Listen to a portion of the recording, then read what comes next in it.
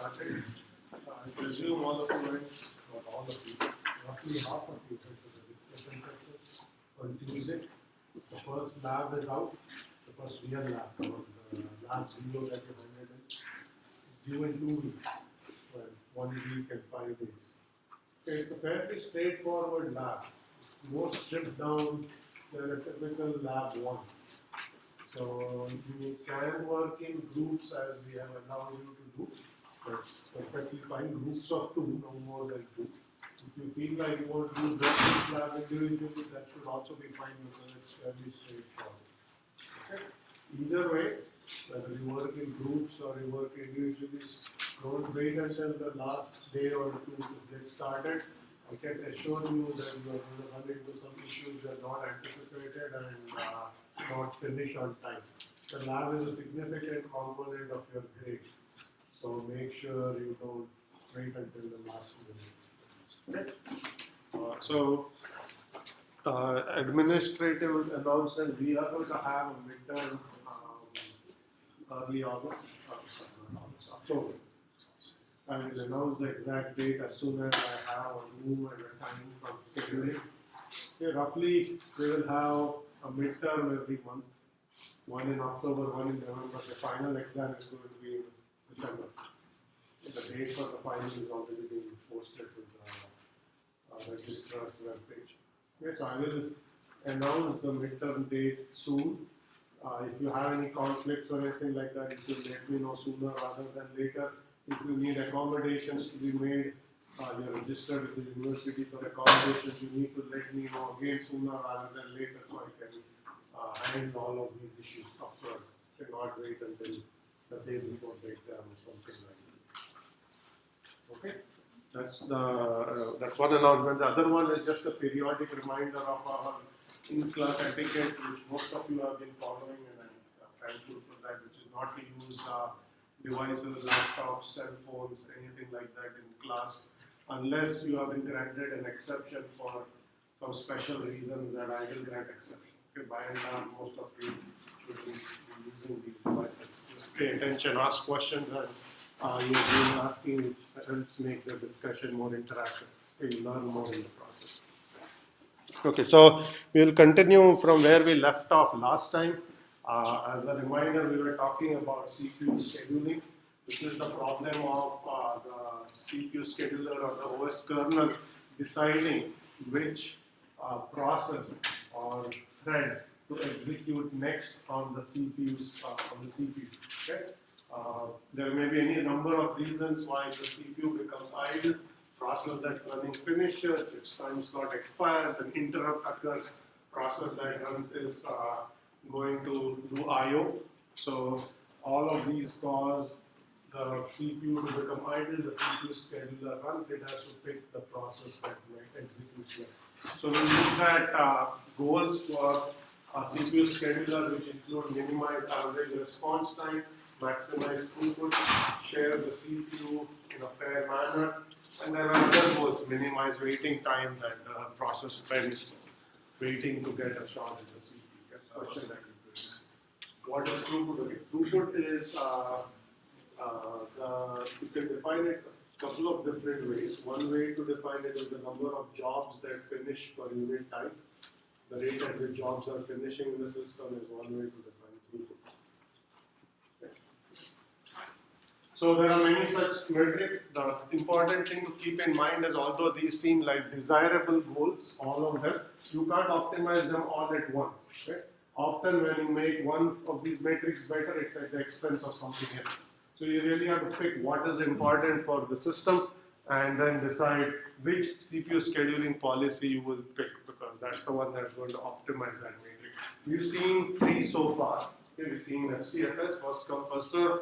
It is, as we discussed last time, a non-preemptive policy. What that means is once the process starts running on the CPU, it will run until completion, or it will keep running until an interrupt occurs or it starts doing out. The scheduler will not interrupt it. There are no notion of time slices in a non-preemptive world. Okay? Meaning you cannot preempt a task or a process that's running on the CPU. Okay? As opposed to that, you have this class of preemptive schedulers which have this notion of a time slice. Whenever a process runs, it can run for a maximum duration of the time slice. It can run for less than that if an interrupt occurs or it's not doing I/O. But if it is CPU bound and it keeps running, and it can do so until its time slice expires, at that point it has to relinquish the CPU. CPU scheduler will pick some other task. Okay? So we will see in round robin as an example of a preemptive scheduler, and then I introduce shortest job first and its preemptive variant shortest remaining time first. Both of which look at the length of the task or the amount of CPU time that's remaining that the task needs to decide which is the shortest job, and that's the job that's going to get scheduled. Okay? Yes, question. Do all preemptive scheduling algorithms always decide when they're going to interrupt the process before they started? Yeah, so question is, do all preemptive schedulers decide when they're going to interrupt the process? Right? So all preemptive schedulers have a notion of a time slice. Okay? The time slice may differ based on the scheduler. So whenever a job runs, you start a timer. You remember in lecture 2, I've introduced this notion of a timer. You set it and it starts ticking down, and when it goes off, then you interrupt the task that's running, and its time slice up, and you run some other task. Okay? Okay, so we are going to now continue that discussion and look at the two remaining schedulers that we couldn't finish last time.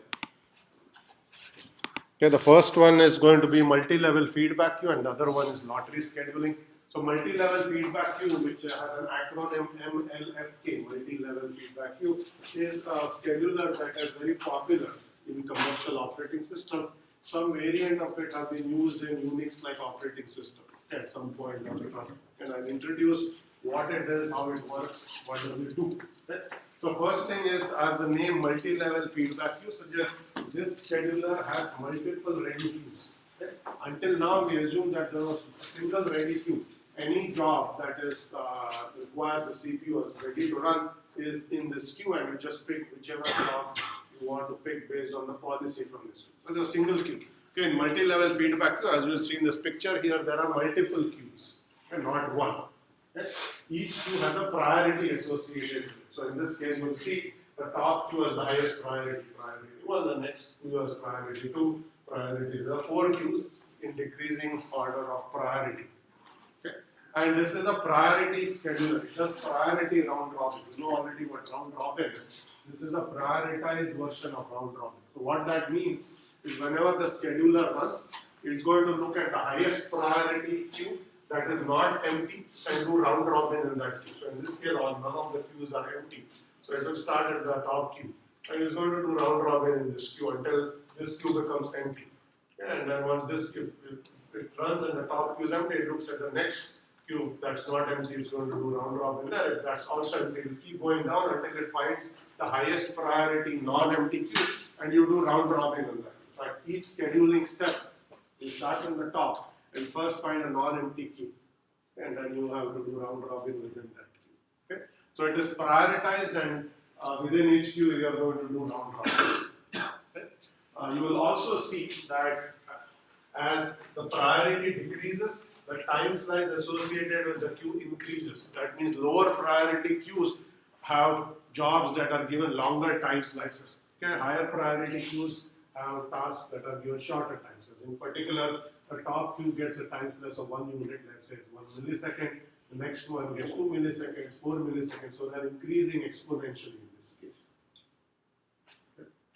It doesn't have to increase exponentially, it just has to increase. In this case, it's increasing exponentially. Okay, so 3 points. First is there are multiple ready queues. Okay? These queues have priorities associated with them, so you are going to do prioritized scheduling. And within each queue, you are going to do round robin. Time slices increase as priorities decrease. And why all of these decisions are made, we will look at, but this is what the policy does. Okay? Yes, question here. Once multi-level feedback starts working at a one priority level, does it need to wait until everything in that level is done before it checks the higher levels again to see if any new jobs have come in? Good point. The point is, once you start working on a queue and there are multiple jobs, will you ever look at a higher priority queue, or will you wait for all of those jobs to finish or move out of the queue? So what happens is at each step we are going to start at the top, okay? And always find the highest priority queue. So if the previous queues are still empty, you'll just do round robin within that queue. But if some new job arrives at a higher priority queue, you immediately at the next scheduling time step stops doing round robin there and jump up and schedule it. So it's not like once you're at the queue, you're stuck there waiting for those jobs to finish before you go on. It is prioritized scheduling, so you'll always pick the highest priority task to schedule. Okay, yes, question there. If the number one priority queue empties out, Yeah. will the number two queue become the next number one, or will it stay number two? Okay. Question is, if the first highest priority queue empties out, what happens to the next priority queue? It is just the priority is going to stay 2, but it is the highest priority non-empty queues. Priority level doesn't change. It just becomes the top queue with the task to schedule. Okay, so you're not going to change its priority level of the queue. You will see that jobs can have different priority levels at different points in time, but queues have a statically set priority level. Okay, question here. Why is it necessary to increase the time size when you move to the next priority? Okay, so why is the time slice increasing? Let me explain what happens, how tasks get assigned to queues first. Because I haven't said how does when a task comes in, which queue does it go into any of them. So once we discuss that, it will become clear why you need longer time slices. Or not, you don't need them, but why it's a desirable feature. Okay, so this is called multi-level feedback queue. Now let's ask some questions of what is this trying to do. Yeah, so first thing is I'm going to claim that this scheduler is trying to approximate shortest job first, but it removes the limitation of shortest job first. Okay? So if you remember in the shortest job first or SJF scheduler, you have to pick a job based on the length of the job. And we said that knowing the length of a task is an impossible task. Okay, the OS, when you start up an application, doesn't know how long this task is going to run, this process is going to run before it finishes. That you will never know. So you cannot actually implement SJF in practice, okay, because it requires future knowledge, something that you cannot have. Okay, what we are going to do here is we are going to approximate it by looking at the past. Okay, the past is known, the future is not. Okay? And we will make an assumption. The assumption is the near past, the recent past is a good indicator of the near future. Okay, we'll assume that tasks, the way they have behaved in the recent past, are likely to behave the same way in the near future. Okay, if the past is an indicator of the future, then we can basically approximate shortest job first by looking at the past and assuming that that's what the future is going to look like. But since the past is known, you can make scheduling decisions based on actual observations in the recent past. That's the intuition. Now let me explain how you are actually approximating shortest job first. Okay, first let's understand how MLFQ works in a little more detail, and then we'll try to understand how it actually approximates shortest job. Okay, so now we have to ask the question, how all these queues, jobs come in, which queues do they go to, how is the priority decided, and so on. Okay, then you know how MLFQ is actually going to work. So whenever a job comes in, it is going to join the highest priority queue. Okay, that's the rule. New job comes in, we don't know what it needs to do, so we just give it the highest priority. So you start at highest priority queue, stick it in that queue. Okay? Now whenever MLFQ runs, it is going to schedule some job, and then we'll observe what that process does within that time slice. Okay? So if the process uses its entire time slice, we are going to basically label the job as a CPU bound job and drop it in priority, which means after it finishes its time slice, it is going to be put in the next lower priority. Okay? On the other hand, if the job does not finish its time slice, which means an IO is requested in the middle of its time slice, so it's running, it's been, let's say, given 2 milliseconds, somewhere in the middle, it executes an IO instruction. Okay, if it does that, we are going to label the job IO bound. Okay, and we are going to, when it becomes ready to run again, we are going to increase its priority level. Okay? Simple rule. The rule says whenever any task runs, job runs, we observe what it does in its time slice. If it uses its entire time slice, we are going to decrease its priority. If it does not use its time slice, which means it does IO in the middle of its time slice, we are going to increase its priority level. Is that clear? First, the rule is clear, right? What's happening? these questions here. So does that happen during, like in real time? It's not the next time you launch the application, it's a lower It priority. is happening at every time slice. Time slices take milliseconds, so priorities will drop and rise in millisecond times. Okay? So at the end of each, not when you restart the job, I'm talking about when you actually execute it in the quantum, the time slice. You're going to keep doing this, yes. Example is the highest priority one. The highest priority is 1. Okay, the top queue is the highest priority. Okay, so this is the highest priority queue. This is the lowest priority queue. Okay, so what's happening here is, let's say now we'll just try to understand how this works. Right? So you're going to start at the highest priority non-empty queue. This is 1. You're going to take job A, which is at the head of the queue, execute A. Okay? You're going to give it one time unit. Let's say there's 1 millisecond. That's the time slice. Okay? We'll observe what A does in that millisecond. If it runs for the entire 1 millisecond without doing any I/O, we are going to basically move it to the next priority. So if that happens, A is going to join this queue. Okay? On the other hand, if in that 1 millisecond A does some I/O, okay, then it's going to give up the CPU. It's going to go off to the wait queue. But when it comes back, when its I/O finishes and it's ready to run again, we are going to actually increase its priority. In this case, it's already at the highest priority, so it cannot increase anymore. So it's just going to rejoin the same queue. Okay? But if it was in a lower queue, it would actually jump up 1 level. Okay? So you keep doing this for each task. Okay? So you run after A, F goes next. You'll see if F runs for the whole time slice, it's going to drop. If it goes after do I/O, it will go off to the wait queue and rejoin this queue at a later time and so on. Okay, if this queue becomes empty, you go to the next queue, you repeat. Any job there, if it runs for its time slice, rises. If it drops or if it doesn't, then it rises in priority. Yes. So if a job in the top queue has an IO request, so you cannot like drop it to the next level queue. So Okay. do you like leave it there or like put it on the back of the queue? Okay. Question is, if the job at the highest priority level does I/O, you cannot actually increase its priority. It's already at the highest priority. What do? Does it go to the end of the queue?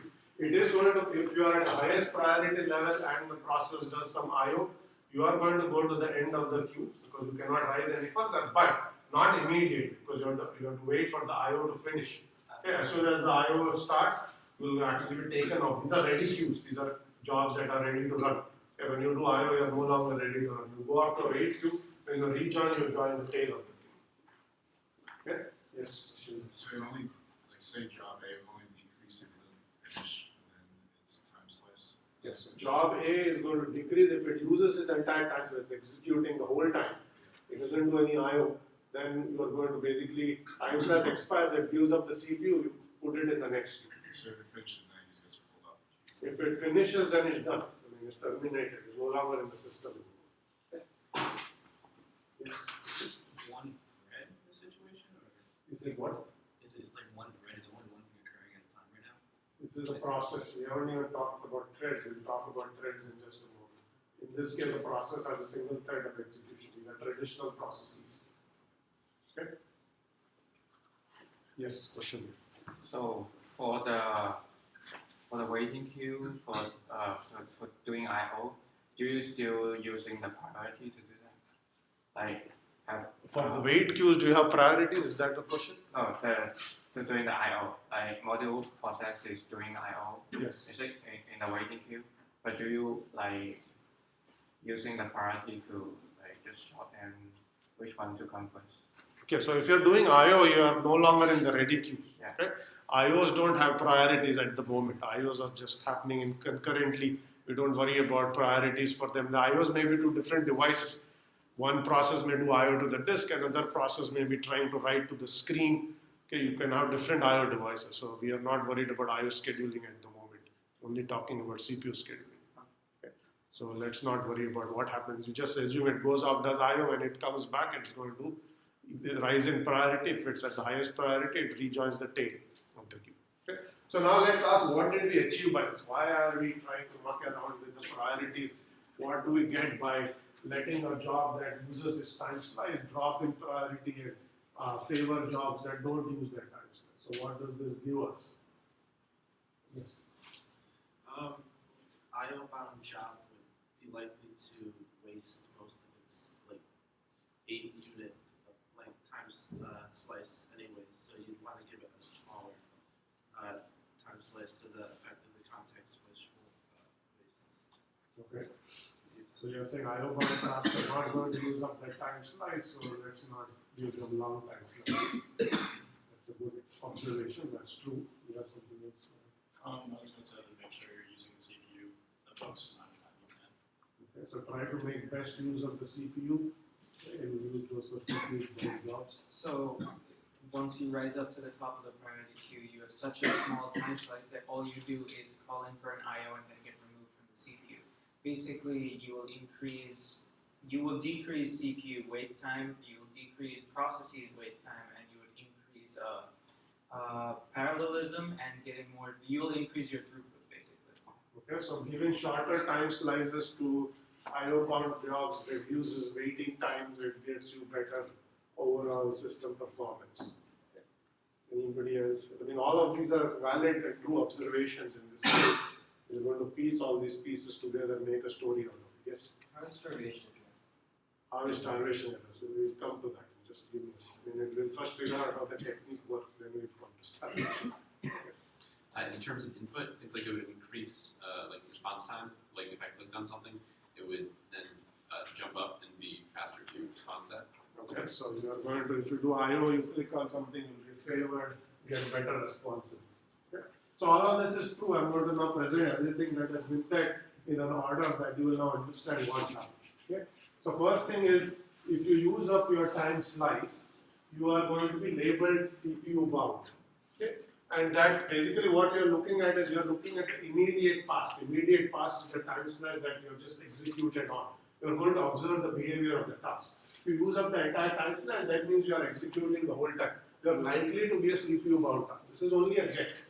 That's right, it's a reasonable guess because you used up your whole time slice, you didn't do any I/O during that entire time slice. Most likely you will continue to do that in the near future, so you are labeled a CPU bound task, okay, and your priority is reduced. Okay. Why will we see in a moment? Okay, now, if on the other hand, if the other scenario is you ran for a time slice and you did an I/O in the midst of that time slice. Okay. So now you are labeled as I/O bound task because your observation shows you ran it for a time slice, it did I/O. Very likely, if you do this in the near future, again, same thing is likely to happen. Okay. Because you have assumed that the past is a reasonable predictor of the near future. Whatever a process has done in the recent past is likely to continue to do that in the near future. Okay. Assuming that past is a reasonable predictor of the future, we look at a task, if it does I/O in the middle, we label it I/O bound and we increase its priority.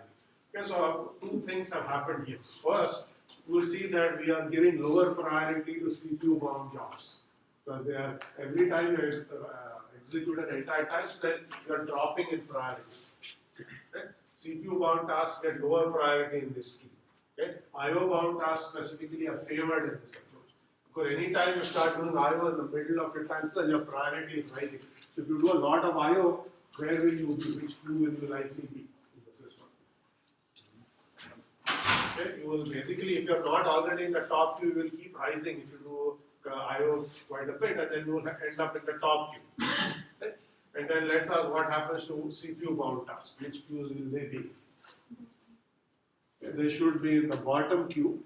Because every time you use up your time slice, you're going to keep dropping in priority. So what happens in this scheme is CPU bound tasks drop, and they will eventually all end up at the bottom queue. I/O bound tasks rise, and eventually they all end up in the highest priority queue.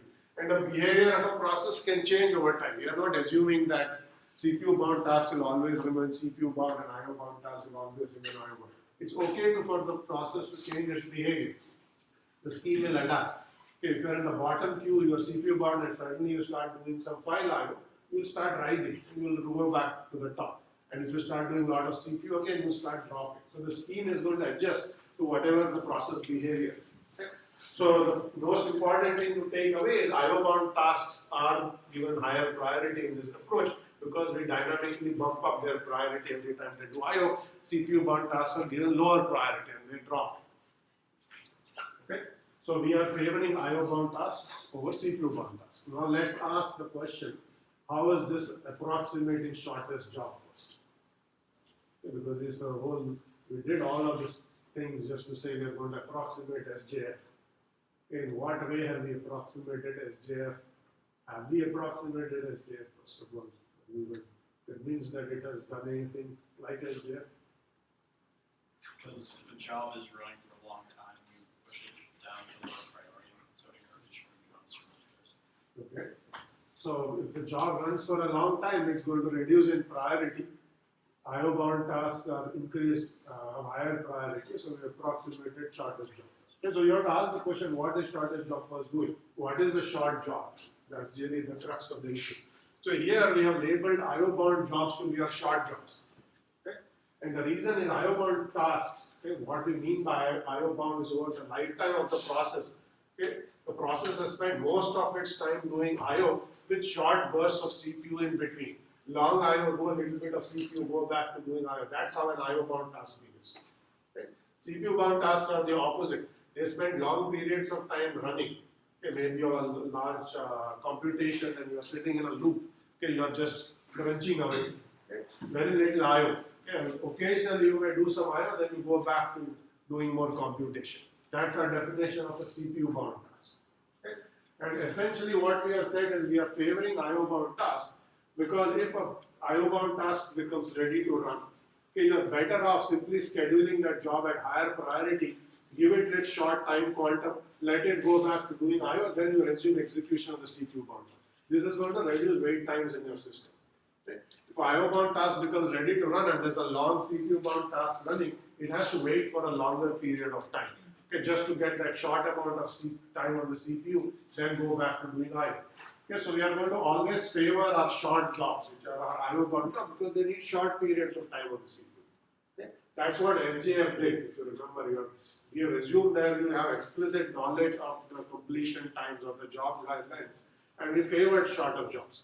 Okay? Here we have no explicit knowledge, we are simply observing the tasks and deciding which are CPU bound tasks and which are IO bound tasks based on their current behavior in the immediate past, and we are favoring the short jobs, which are IO bound jobs.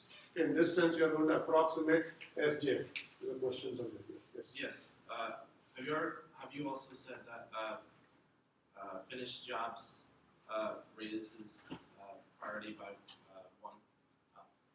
Finished jobs? Yeah. No, finished jobs just exit the system. Okay, so we have only two kinds. If it just exits the ready state and then comes back. Oh, those, yeah. So IO bound jobs, the way IO occurs is we are running with the CPU, execute an IO instruction, that's going to trigger a system call and whatnot. But you will no longer be in the ready queues. You have set of wait queues. Wait queues are queues that basically jobs enter when they are waiting on an IO to finish. Okay, so they haven't left the system. They are simply not in the ready queue. They are in a different state queue. They are going to re-enter the ready queue when the IO finishes. Okay, so they haven't left the system. They have left the ready queue. So would this system favor other jobs that enter and exit the ready state in that way? Okay, so will you favor jobs that exit or enter the ready state? So we are just simply doing priority scheduling. Okay? When you exit to do IO and you re-enter, you will join the next higher priority queue. At that point, your priority increases, so you are going to get a little more favorable treatment than you had in the past. You're already at the top priority, you are the best priority you can have, so you're going to be scheduled at the highest priority. Okay? Yes, question. If I were to call like in a process, something like wait, Yeah. Does that count as I/O or? Yes, so there are many forms of IOs. Synchronization is IO. We have not come to wait yet, we'll come back to monitors and locks and all of this stuff. So when you do synchronization, you're waiting not necessarily for IO, but you're waiting for an event to occur. That will cause you to go out the ready queue. You're actually doing IO, meaning you're reading or writing files, you're reading or writing to a screen. That's IO. Okay, so there are many reasons why you're going to be taken off the ready queue. Synchronization is an example. Okay. Any other questions here? Okay, so I assume it's clear how we are approximating shortage job first, but even more importantly, why is it necessary to favor the IO bound task? If you want to increase the overall throughput of your system and reduce wait times, you are better off scheduling the IO bound tasks at a higher priority than the CPU bound task. That's a very simple observation. The IO bound tasks need very short amounts of computation. So let them run quickly, go back to doing IO. CPU becomes idle at that point, run your longer CPU bound tasks at that point. That's a better way to do it than you run the CPU bound task here, the IO bound task, if you're waiting for a long period of time to get a short amount of CPU slice. Okay. So favoring IO bound tasks reduces your wait times in the system. It approximates SGF. Okay. So this is basically MLFQ, where you are dynamically adjusting. And notice that we do not need any knowledge of the future here. We're approximating shortest job first simply by looking at the recent past, which is essentially the current time slice. Okay, what happened in the most recent time slice. Okay. So that's MLFQ, and there was a question about starvation, which we will now come to. As you will realize, in any priority queue, a scheduler, whenever you have any prioritized scheduler, you can have starvation. If you have a steady stream of higher priority tasks that arrive, okay, your lower priority tasks are not going to run. Okay? In particular, let's say there's one CPU bound task that's actually ended up at the bottom queue, and there are lots of IO bound tasks that are becoming ready to run. So the top queue never becomes empty. Okay? Because there's always a job that comes in that queue, you run it, it goes off to do IO. By the time you are done that, another job that was doing IO has actually come into the queue. Okay, so if the top queue never becomes empty, it should be clear that none of the bottom queues will ever get scheduled at all. Okay, this is a limitation of any priority scheduler, including this one. Okay, in any prioritized scheme, if higher priority tasks harm the CPU, okay, lower priority tasks will not run. And the same is true here. Your lots of IO bound tasks become ready to run. Okay, at any instant, your lower priority tasks will stop. In particular, the CPU bound tasks will stop. Okay, so we have to address this issue because you will find that if you have a heavily loaded system and lots of jobs are in the system, the CPU bound tasks will not get a whole lot of CPU. They will not run at all. They will just wait there in the queue waiting for it. Okay, so then we need to address this in one of two ways. Okay, because this is a real problem in real systems. So,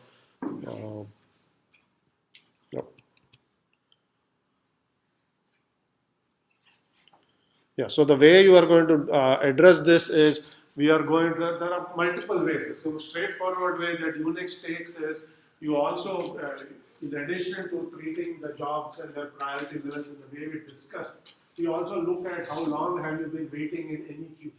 If it's been a while since you got a turn to run, you can dynamically increase the priority of that task just to give it a shot at the CPU. Okay? So if you are job C, let's say you've been waiting for a long time, let's say you waited for minutes, you couldn't get a turn to run because the higher priority queues haven't become empty at all. Then you will basically say, even though this is a CPU bound task, just to give it some CPU time, I'm going to keep increasing its priority until it gets a time slice, and then it will drop again. But at least it got to run. Okay? So this is somewhat of a hack that you are going to put into the scheduler. It says any job that looks like it's starving, bump its priority level up, okay? Temporarily let it run for a little while, then it's going to go back down and it's going to continue to do this. At least it won't stop. Okay? So this is the approach that most Unix schedulers are going to take. Okay? So you have to address the starvation issue, and that's what you do. Okay, question there. So does each job have its own timer? Does each job have its own timer? The job doesn't have a timer, but you know that we have this process control block. You can track anything you want in that data structure, including what was the last time you ran. You could record that time in the PCB. You could go and examine the PCB, saying the last time it ran was more than X time units ago. So maybe the job is starting. We want to do something about it. So for each job that ends up in any of the priority queues, there would be one register that just manages its priority, right? So there's one register that just holds the priority. So once it's off the queue, when it's off the queue by expiring the time slice or by going into IO, when we reschedule it back, you call that to be an IO process. Rescheduling is an IO process. If you have done IO, you are an IO process. No. Even if we have done even if it's a CPU bound process, even if we run out of the time slice, you said that rescheduling it goes off into the wait queue because it's not ready to run yet. So isn't that also an I/O process? Then isn't everything turning into an I/O process in one way or the No, other? so I think you misunderstood what happened. Only if you run for the entire time slice, okay, you are not going off the queue. You are going to drop one level down and you are just in the next lower queue. Okay? Only if you in the middle of a time slice, if you actually do I/O, you go off these ready queues altogether. You are in none of these queues. You go to a special wait queue. Okay? And then when you rejoin, you are going to join the next higher level. So if you are a CPU bound task, you are always in one of these queues. You are simply dropping one level down each time until you reach the bottom. So when the CPU bound task finishes its time slice, it does not go into a wait queue. But it won't, there is no reason. Wait queue means you are waiting for I/O.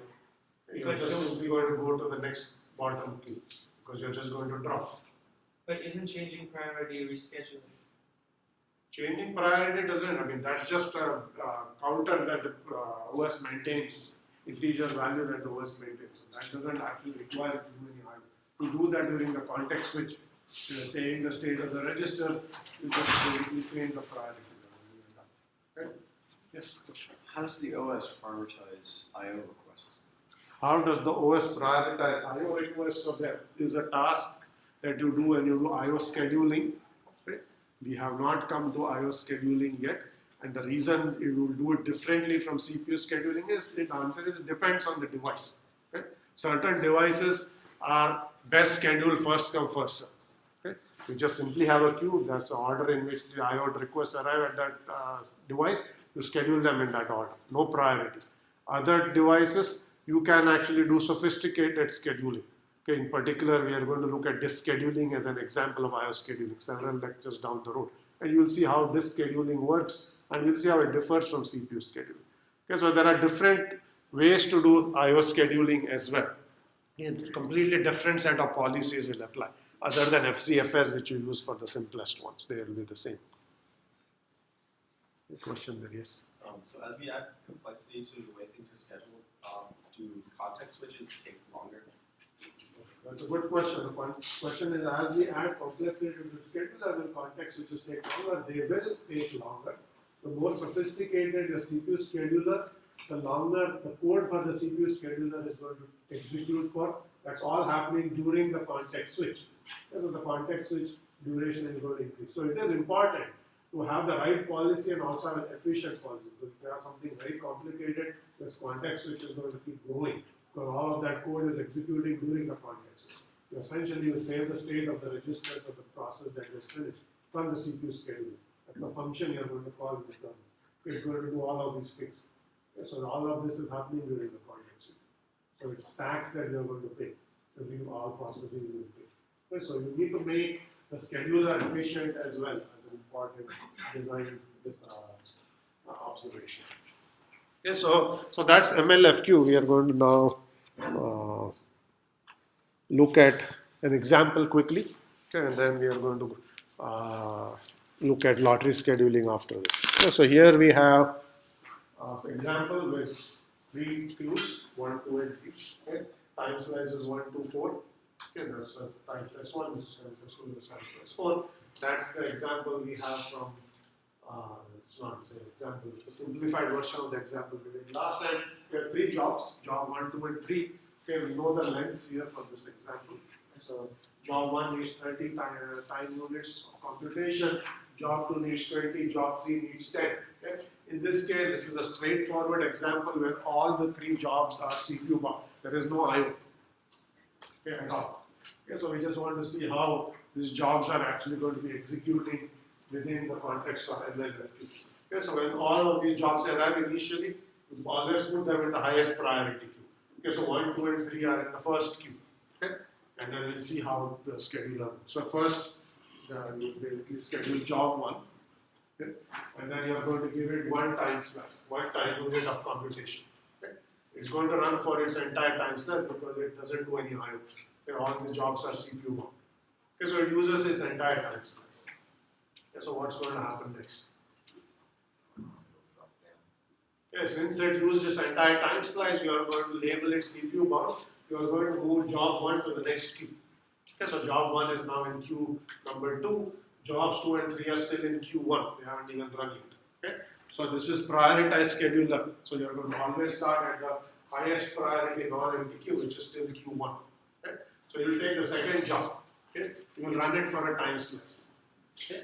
It's again going to run through its time slice without any IO. Okay? Same thing is going to happen. Okay? You're going to say it's CPU bound, you're going to drop it to this queue. Okay? Then I should probably use the board here. Okay, it's easier. So now Q1, 2, 3. Okay, so jobs 1 and 2 are here, job 3 is here. Okay, so now you're going to run job 3. You're going to run it for one time slice. It's going to run through its time slice. Say it's CPU bound. Okay, you move it one level down. Okay, now MLFQ is going to run again. It's going to look at Q1 empty. Okay, nothing there. So you will look at the next highest priority queue. It's Q2. Says are there jobs there? Yes, there are. So you're going to run. Okay, you'll do round robin again. Okay, so you'll run job 1.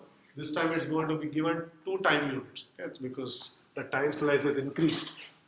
Okay, its time slice is 2. So you'll run through those 2 time units again. Okay, and then you say it's still CPU bound. So you're going to move it here. Okay, and you basically look at Q1 still empty. So now this is at the head of the queue. You're going to run job 2 for 2 time units. It'll run through again. It's going to drop. So in the lowest priority queue, then you run job 3. Okay, it's going to run for 2 time units. It's going to drop. Okay. So now they are all at the lowest priority queue, and now each of them is going to be given 4 time slices of the 4 time units per time slice, and you are going to do round robin. You can't drop any further here. Okay, so you run job 1 for 4 time units. It's going to run through its time slice. Okay, so it's going to go back to the back of the queue. Okay, then you run job 2. Run for 4 time units. Okay, it's going to run through the entire time slice. Okay, go to the back of the queue. It's going to run job 3. Is going to go to the back of the queue. So you're going to do round robin.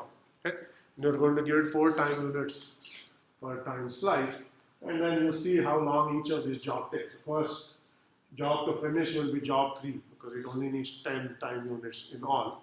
Okay, once job 3 finishes, then you have 2 jobs remaining. You do round robin between those 2. Until job 2 finishes, then you run job 1 to completion. Okay. Do OSs have a strict, like, maximum number of queues that you can have, or are these more virtual, where theoretically you could have an infinite? So question is, do you have some fixed number of queues, or is there an infinite number? There isn't an infinite number. This is going to be defined when you write the code for the CPU scheduler. So you'll say you will have 16 priority levels or 64 priority levels. You can pick a number. Okay, here we have only 3. Okay, so it's defined as a structure within the CPU schedule, the number of queues. They don't vary. Okay, they are defined a priori when you write the operating system. Is there a disadvantage having too many queues? I mean, at some point, you only need so many to distinguish between IO bound and CPU bound, so additional queues are not going to help anymore. Okay, you need at least 2. More than 2 helps you to find a great distinction between IO bound and CPU bound. Okay, adding too many queues just means more bookkeeping. Next question. In this example, all the jobs drop to the last queue. I think that's because there's only 3 queues in this example, but it's not the case that in a real system, all the jobs are either, in the first queue or in the last queue. At some point, the time slice they're given is sufficient for them to finish and exit the. Yeah, so time slices are typically, so I'll answer it 2 different ways. So first of all, time slices are in the order of milliseconds. Computation times will be order of seconds and minutes. So you'll never actually finish in one time slice. So that's never going to happen. Okay? You'll always get a small amount of time slice and yield the processor to another one and do round robin. So that's still what's happening here. Okay, the other observation is some jobs will be at the top queue, some jobs will be at the bottom queue. That's also true. In this world, we have only CPU bound tasks in this example rather. So they are all going to be in the bottom queue. And that's basically, so I have some notation here that shows what's happening. Okay, so that this number is the job ID, which is job 1, 2, and 3. The superscript is the amount of time it has executed for so far. And the bottom is the total time, the actual time in the system. So if you look at this, what this says is job 2 has gotten 3 units of execution time, and the current time in the system is 7. Okay. And then this job runs next, it runs for 2 time units, so it gets 3, and then the time is advanced to 9 and so on. So this is just a notation. You can use whatever notation you want to work through the example. There is no such specified notation. All that we are trying to do is what's the current time, where are the jobs, which queues are they, how much time have they received on the CPU so far, and how much time do they need to finish. Okay? So eventually you will see if you run through this, that job 3 is going to finish at this time, and it's got this 10 units of CPU time. Okay? So its completion time will that and so on. Okay? So you'll see MLFQ is basically going to finish job 3 first, and then you'll do round robin. I haven't shown all of the subsequent steps there, but you can work through the example and figure out when they are finished. Yes, question. I was wondering if there's like an optimized number of queues that this works best, which was like 5 queues. Is there an optimized number of queues? I mean, it really depends on what kind of system you are designing, what applications you see. I mean, this is all an artifact of the workload, right? So what is optimal for one system is not optimal for another system, because it's very much workload dependent. What mix of IO bound, CPU bound tasks you have and so on. Yes, question. Do you have another example with IO bound?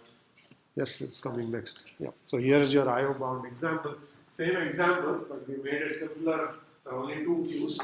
Okay, Q1 and Q2. Q1 has time slice of 2, Q2 has time slice of 4. 3 jobs again. Okay.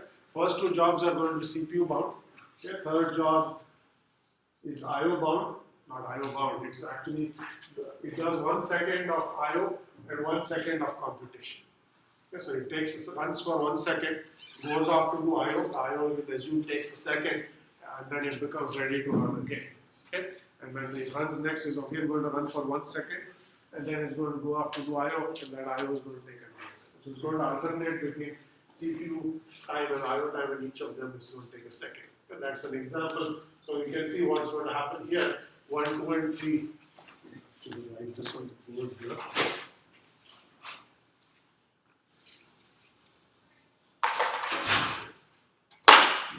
So we have 2 queues. This is Q1, this is Q2. Okay, initially 1, 2, and 3 are all here. Okay, 1 is going to run for 2 times. This is 2 and that's 4 time slice. Okay, 1 is going to run for 2 time slices. It's going to run through its time slice. It's going to drop in priority level. Okay, 2 is going to run for 2 time slices. Okay, it's going to run through it, drop in priority level. Okay, and then 3 is going to run. Okay, it's going to run for a second, and then it's going to execute an IO instruction. Okay, so its time slice will end in the middle. It's not even going to use its entire time slice. It's basically going to run for 1 second, and then it's going to be taken off the queue. Okay, here is our wait queue.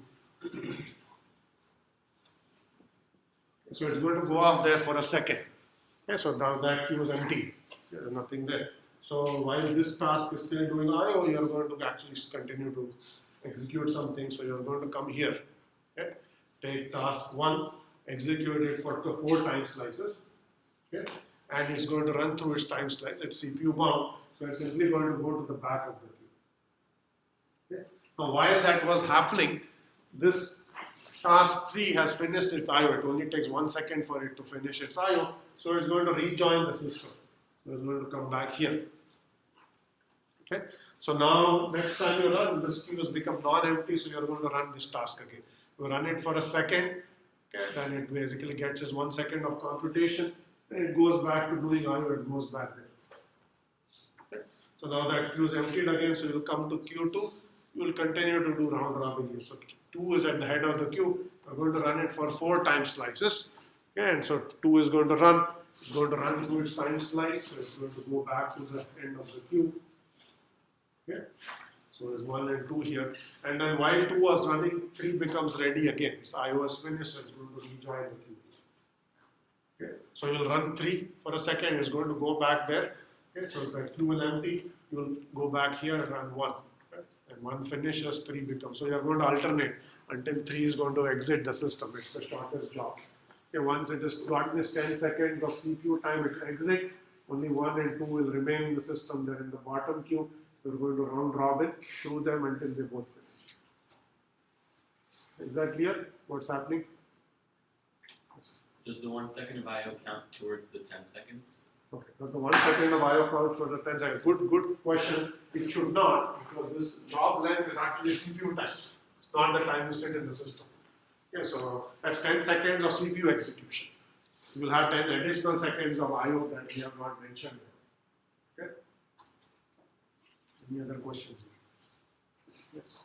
In these examples, did you specify the round robin time slice? Yes, the round robin time slices are here. The time slice is 1 and 2. Oh, For previous the one said round 2 robin and that 4. you're comparing to. Sorry, what's the question again? For the round robin that you're comparing to. It says Round robin. Round robin is by definition a single queue. And we can assume that its time slice is 1. We should have specified that. We're just carrying an example over from the previous. So, this time slice 2 and 4, that should be a typo because the solution has time slices 1 and 2. Okay, so you can do it either way, it's not going to change much. So this example, if you fix the typo, then here you should have had 1 and 2 and not 2 and 4. You can do the example with 2 and 4 as well. Not going to change the solution a whole lot. Okay, so you will see what's happening here is it's very cluttered. But you will see 1, 2 and 3 run first, and then 1 and 2 drop, and then 3 is going to basically every time it gets ready to run, it's going to stay here, and you're going to alternate between 3 and 1 and 3 and 2 and 3 and 1, exactly what I showed you there. If you read the superscript and subscript and all of that, it's a little bit cluttered, but that's essentially what's happening. Okay, so we did an MLFQ example with CPU bound tasks with a mix of CPU and IO. Yes, question. When you're considering the amount of time that the IO process has been executing, do you count the IO time as part of that? Okay. The question is, do you count the IO time as part of this time? Right? So in this case, this notation, you can use any notation you want so long as you specify what you are using. All this notation says is this number, the actual number is the job ID, process ID. The superscript simply says how much CPU time have you got. You are not counting IO time. You have to track how much IO it has done as well. And the subscript is simply saying what's the current time in the system. Okay? So this basically the way to read it is time t equals to 22 seconds. This job has got to 9 seconds of computation so far. Okay, and it needs 20. Okay, that's all. So you have to track how much IO, but that's not being shown in the notation. You have to use the separate sheet to calculate this. Why is the superscript for 3 going up by 2 every time? Why is the superscript for 3 going up by 2? That's a good question. Let's see. Did it do IO for a second? Yeah, I think that's messed up. It shouldn't. It should go up by 1. Yeah, I don't think that's right. Any other questions? Okay. So we will move on. So I already mentioned the issue of starvation. How are you going to fix this? By dynamically raising the priority of any jobs that are starving. That's a good way. That's what is done in Unix. I should also mention that this MLFQ scheduler is what is used in Unix-like operating system. This is an actual scheduler that's used. Modern variants of Unix have now started adopting other schedulers because they are multi-core. This is still a single-core scheduling algorithm. It doesn't work very well when you multiple cores and so on. So the ideas are being generalized, but until a point where you had single uniprocessor system and Unix-like operating system, this was really the scheduler that was used. So it's actually a real scheduler that has been used in many, many different operating systems. Okay. So we are going to do another scheduler now. It's called lottery scheduler. This one is a very different kind of scheduler. It's called a probabilistic scheduler. Okay. It's not a deterministic scheduler. Okay. So we'll see what it does. Okay. All right, just let me explain what it does, and then we'll see why it does it. Okay. So the way this scheduler is going to work is whenever any new process arrives in the system, you assign it some number of lottery tickets. Okay. So you can decide whatever number is appropriate, you're going to give it some number of lottery tickets. And then when it's time for the scheduler to make a decision on what goes next, the way it's going to do it is going to take our ready queue, and there's only one ready queue in this case. We take all the tasks that are ready, okay? We take all of the lottery tickets, we put it in a hat and run a lottery. Okay? You pick a winning ticket. The task that holds the winning ticket is going to go next.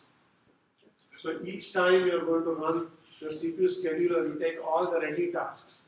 You take all of the lottery tickets that are assigned to them, and you put it in a hat, you randomly pick one, and the one that you've chosen, the task that holds that winning ticket is going to go next. Right? So it's completely random. You are not going to actually know until you learn the lottery what goes next. Now the scheduler has some interesting properties. Okay? If you give a task more lottery tickets, the chances of it winning the lottery increase. It's probably if you give two tasks one ticket each, okay, each of them is going to win the lottery with, and if there are only two tasks in the system, probability that you win the lottery is half. And the number of lottery tickets you own over the number of lottery tickets in the system. If you have two tasks, two tickets, you randomly pick one, you win the lottery with 50% probability. Okay, so on average, half the time task A is going to win, and task B is going to win with the probability half. Yeah. Now more tickets you give, the higher your probability. So you can control the amount of CPU time a task gets by assigning the appropriate number of lottery tickets. In particular, again you have these two tasks, and you want task 1 to get twice the number of twice the amount of CPU as task 2. You give it twice the number of tickets as task 2. Okay, so task has 1 ticket, the other task is given 2 tickets, is going to win the lottery twice as frequently. Okay, just by because that's how lotteries work. Okay, so we are going to now look at some examples here to see how this is going to work. Okay, so it's up to the user to decide how many lottery tickets to give to each task. The OS may have a default choice saying whenever a job starts, it gets a default number of tickets, which may be 1. Okay, if you believe that this task has to be given more CPU time or has to be scheduled at higher priority, either of those 2 cases, you assign more tickets. And that increases the probability you get win the lottery. Alright, so now with that, let's look at these examples here. So there are actually 5 different examples there. Okay? We are going to distinguish between long jobs and short jobs. The short jobs are IO bound jobs and long jobs are CPU bound jobs. And we are also going to we will assume that you can give different number of tickets to short jobs and long. In reality, you can give a different number of tickets to any job. Okay? But we are assuming here that long jobs gets a certain number of tickets and short jobs get a certain number of tickets. Okay? So we will assume there are short jobs get 10 tickets, long jobs get 1 ticket. Okay? Short jobs have gotten 10 times as many tickets as long jobs, and in this scenario we have 1 of each. Okay? So we are asking how much CPU time is each going to get. Is that clear what we are saying? So there, let's say 2 jobs, job A and job B. This is a short job, this is a long job, this has 10 tickets, this has 1 ticket. Okay, so now in this scenario, the question is how much CPU time does the short job get and how much CPU time does the long job get on an average. Okay, the amount of CPU time you get is directly proportional to the number of time slices you get. Okay, so let's see with what probability will job A win the lottery. Okay, so let's say you have this scenario, you run a lottery. What's the probability that job A is going to win the lottery? Yes. Okay, it's going to be 10 over 11. Okay, I presume you understand why. Okay, basically you have 10 tickets. Okay, the total number of tickets in the lottery is 11. Okay, you're going to pick 1 out of those 11, so the probability you will win is 10 over 11. You hold 10 out of the 11 tickets. Okay. And the long job is going to win the lottery with probability 1 over 11. Okay, simple elementary probability. 11 tickets, you own one of those, so you're going to win with your chances of winning are 1 over 11. Okay, so this is the probability with which every time you run a scheduler, job A wins and gets to go, and this is the probability with which job B runs and gets to go. So that approximately is 91%. And this is 9%. Okay. So if these two are actually CPU bound tasks, not long jobs and short jobs, what we have essentially done is you have given 91% of the CPU to job A, 9% of the CPU to job B, by simply controlling the number of tickets. Okay, so if you look at some long period of time, you will see 91% of the time slices go to job A and 9% go to job B, if they are both CPU bound. Yes, How will something like this actually be implemented, seeing as we can't measure job length?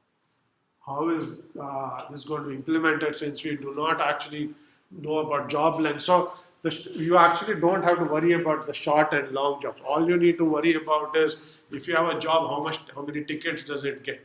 And all that the CPU scheduler is doing is running a random lottery. It's going to take all the tickets and it's going to randomly pick one. Okay, so you just use a random number generator.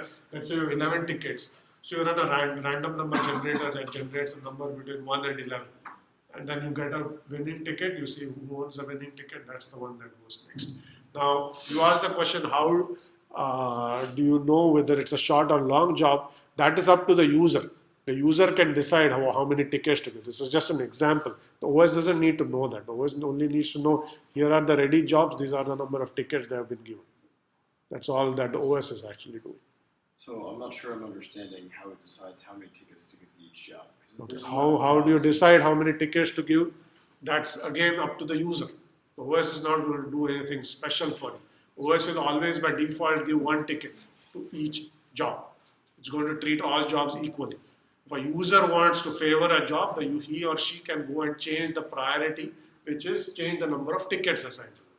So this basically puts the burden on the user to figure out if you want to do something special beyond the default scenario, you can change the number of tickets. You can actually do this in any prioritized scheduler. There's always a default priority. You can go and change the priority. MLFQ is dynamic priority. System decides. Okay, most schedulers, users get to control. Okay, is that clear? This OS is not going to decide that this gets 10 and that gets 2. OS is going to just always give a default number. If the user changes that value, then you will basically end up favoring jobs that are more tickets, but not the OS, the user. This question. So you said over a long period of time, the short job gets more CPU time, but it's probably going to finish, and the long job's getting more CPU time. Yes, so you're right in that once it finishes, the long job is going to get all of that time. But until both jobs stay in the system, that's the fraction that you're going to allocate. When the short job disappears, you're going to get all of the CPU, give all of the CPU to the long job. That's absolutely true. Yes, question. Doesn't this exponentially increase the context switch times, because you have to run through each ticket owned by every single, like you have to find the ticket that won based on n number of tickets that are distributed with, say, n number of jobs. Yeah, so you doesn't mean that every time you increase a job or every time you hand out a new ticket, doesn't that increase your context switch time? so you're not handing new tickets every time. You allocated a fixed number of tickets to a job.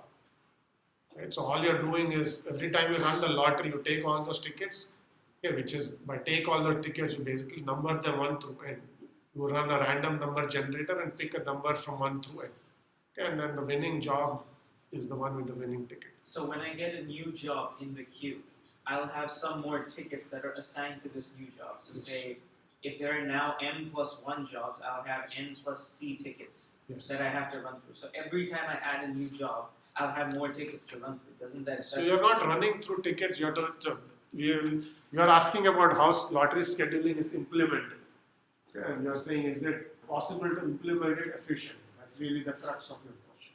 And when jobs come, the number of tickets change. How is all that going to work? Okay, that's an orthogonal issue. There is a way to implement it very efficiently. Basically, you don't have to take tickets. You just have to number the tickets. Okay, let's say you have 130 tickets at this point. So every time you run a scheduler, you have to pick a random number between 1 and 130. And you have to order the job so you know which is the job that holds the winning ticket. And that's the job that's going to go next. Okay. The number of tickets changes, new job comes in, next time you generate a random number between 150. Okay. So you just need to know the total number of tickets in the system. And once you have winning ticket, you have to efficiently figure out who owns that ticket. If you do these two tasks efficiently, you can implement lottery scheduling efficiently.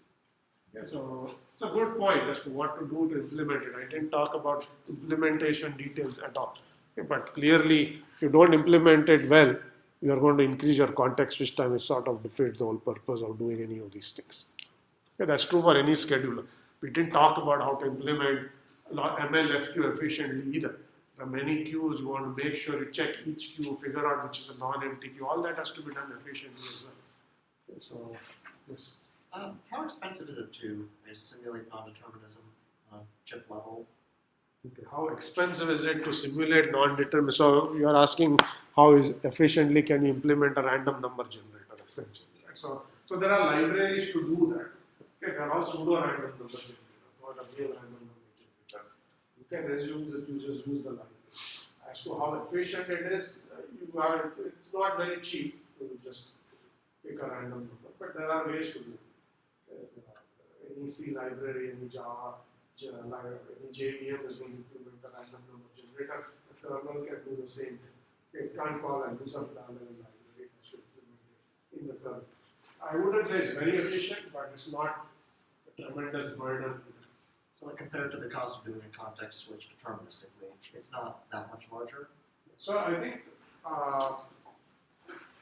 that is hard to say. It depends on the efficiency of the random number generators. You can have random number generators that are cheap, that are not really random, they are really pseudo-random, and then random number generators that are really expensive, that really are trying to go towards true randomness. So you'll have to pick an implementation. So let's just say you can pick a cheap random number generator and leave it at that, and that's good enough. Okay, sorry, because we are going to then go into how we implement random number generators. So if a job gets picked from the lottery and runs and CPU doesn't finish within the time slice, does he get a new lottery number? No, so it's not going to get a new lottery number. Every time you run the lottery, it's going to put its lottery tickets back in the hat and say, if I get the winning ticket, I get 2 rupees. Okay, so you don't destroy the lottery tickets once you run the lottery. You just assume that you hand them back to the process. Okay, so every time you run, you have those 10 tickets you've been given, you just put them in the hat. If you don't win, you get them back. You read it. And even if you win, next time you still have the 10. It doesn't mean once you won, the next time you have 9 tickets. Okay, just assume that you always have that many number of tickets. Okay, so we'll continue. I mean, I'm not going to go through all of those examples. Suffice it to say that if you have, let's say, 2 long jobs, okay, each of them have 1 ticket each, they're going to get 50% of the time each. So 2 short jobs, okay, no long jobs, each of them gets 10 tickets each. Again, you win with probability half, okay, because now you have A and B both are short. Okay, this is 10, this is 10. So this job is going to win with probability 10 over 20, which is half. This job is going to win with probability 10 over 20. Okay? So the only thing to take away is the probability with which a job wins the lottery is the number of tickets it owns.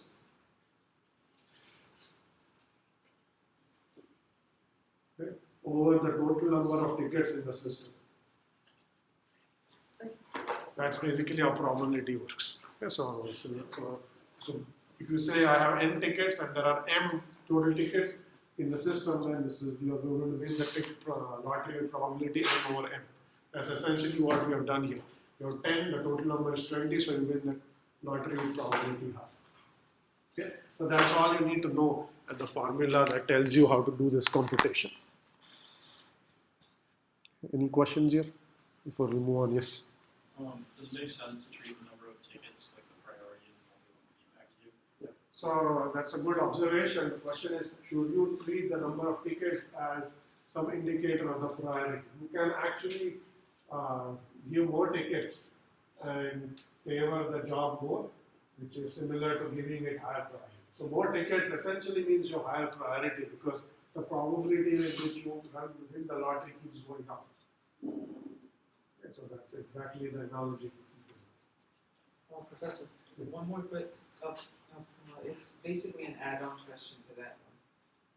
What happens when one of the jobs, or say a job, gets off the queue when it has completed its execution? So you said that we would say label our tickets from 1 to n. Yep. But say somewhere in the middle of those tickets now there's a hole that used to be a process. Yes. So do we just assign a new process those tickets, or do we? Yeah. So if you exit, you're asking a question, what happens when you exit the system? If you exit the system, you take the number of tickets you own with you. The tickets are gone from the system. There are fewer number of tickets left. So you're going to run a lottery over a fewer number of tickets. But that would mean that you have to reassign the ticket numbers to every single process that was in the queue after your current process. Yes. So you're asking, good question, right? So you're asking again implementation details of what happened. If you actually numbered the tickets, right, and now there is a hole in the middle because ticket 11 through 23 are gone. What happens, right? So implementation detail, if you actually number it, you have to renumber. But let's assume they're not numbered. You basically have ticket IDs and you have numbers. There are data structures that will allow this to be done in an efficient way. Again, how to implement it is not something we are going to go into here. But it's a good point. Okay? So you want to be, essentially it's no different from saying if I have a list of n items and I want to go to item I efficiently, how do I do that? And the list size is changing. Right? The list is all the tickets. I have, and there are, let's say, there are J, you pick a winning ticket and say, ticket I is the winning ticket. You want to go and find ticket I in this list efficiently. What's an efficient data structure to do this? That will allow you to implement lottery scheduling efficiently. Okay? So you may use a hash table, you could use a B-tree. There are many data structures to do this, which we have not looked at. Next question. I sort of expanding upon that. I was wondering if they actually have to rewrite them, or if it's just like a bingo system, like they keep their numbers, which is new ones called. Yeah, so you just keep the numbers. You don't do anything while you are active in the system. Even if you win, you still get to keep that ticket. Not that the ticket is gone. You have fewer tickets left. Okay, so any other questions here? Okay, so we have 2 minutes left. I am going to quickly introduce this notion of threads, and we will actually do threading next time. Okay, so this is just a precursor of what's coming. Okay, so far we have assumed that a job is a process, which is a single threaded process. Now when you took 230, you presumably encountered the notion of a thread. Okay? What a thread is basically multiple streams of execution that share an address space. Okay? Think of a process as a piece of memory that has the code segment, stack segment, heap segment. By default, there is a single stream of execution. There's something executing within the process that's executing a certain instruction, it's executing sequentially through that process. That is what we are going to call a single threaded or a traditional process. Okay? What threading does is it adds multiple streams of execution to the same address space. Okay? There are entities which we will call threads that are executing different instructions concurrently, and each of those entities executes those stream of instructions sequentially. Okay? So a threaded or multi-threaded process generalizes this notion of a traditional process. Okay? Which basically each thread is going to define a single execution stream within a process. Each thread is going to have its own stack, PC, program counter, registers, and so on. And you could have multiple. There's a picture here, which is what I'm going to show and then end. So this is our single threaded process. Okay? So that's basically your code, data, files, and registers and stack. And there is something that's executing the code in this process, and that's this. Okay? So that's basically traditional process, one thread of control. Okay? This is what you see when you have a multi-threaded process. This is threading. Same process. Okay? You again have code, data, files that are open, and so on. Okay? But now what's happening is that each thread is executing different instructions within this address space. Okay? So this thread here, which is actual thread, is executing as a function foo. Another thread is executing function bar within that same process. Each thread gets its own stack and its own register. So you've essentially added concurrency to a process. You've taken a process and are executing different pieces of the process concurrently. Each piece is executed by an independent thread. You can have as many threads as you want. Okay, each of them is concurrently going to execute some code within that process. Each thread is going to own its own stack. It's going to have its own registers. Okay? And so we will basically see how you implement concurrency within a process. Okay? That's all coming next time. But that's the notion of what a process is and what a thread is. So we are going to now start talking about threads from this point. So let's stop here and we'll continue next time.